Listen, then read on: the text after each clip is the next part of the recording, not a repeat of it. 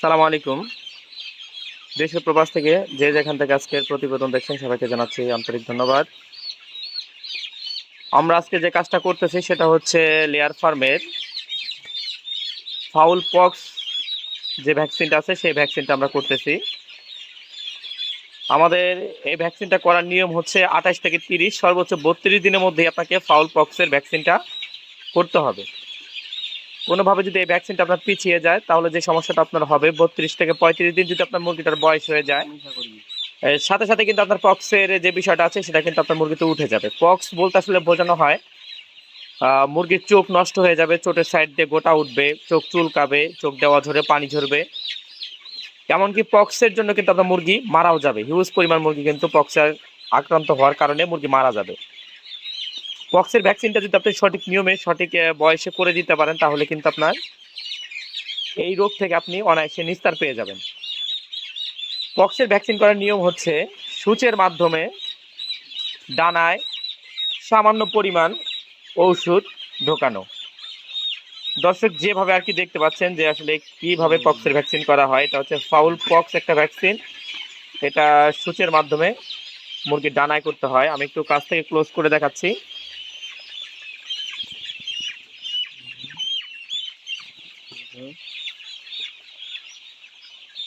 যেভাবে দেখতে পাচ্ছেন আসলে এভাবেই কিন্তু পক্সের ভ্যাকসিন করতে হয়।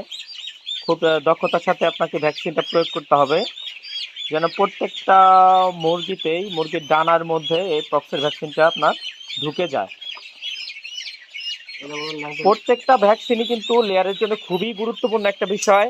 কোনোভাবে কিন্তু আপনি একটা ভ্যাকসিনও মিস করতে পারবেন না। যদি কোনোভাবে আপনার ভ্যাকসিন মিস হয়ে যায় তাহলে কিন্তু মুরগিটা আপনার রিস্কের মধ্যে থাকবে, মুরগিটা আক্রান্ত হওয়ার সম্ভাবনাটা বেশি থাকবে।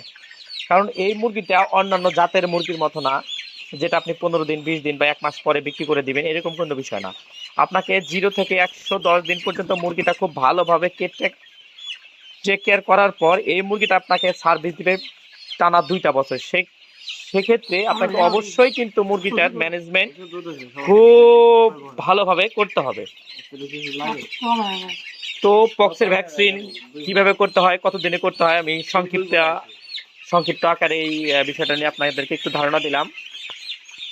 আমাদের এখানে কিন্তু আপনি প্রপার ভ্যাকসিন করা বিভিন্ন বয়সের মুরগি পাবেন।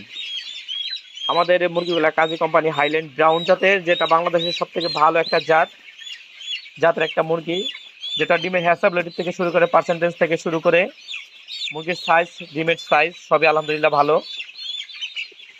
সেক্ষেত্রে আপনারা কিন্তু আমাদের কাজী কোম্পানি বাচ্চাটাই সব থেকে আমরা বেশি বাজারজাত করে থাকি। আমাদের ফার্মে যে কোনো বয়সের লেয়ার মুরগি রেডি পুলেট আপনি পাবেন। ভিডিওর মধ্যে যে মুরগিটা দেখতে পাচ্ছেন সেটা হচ্ছে 30 দিনের একটা লেয়ারের বাচ্চা।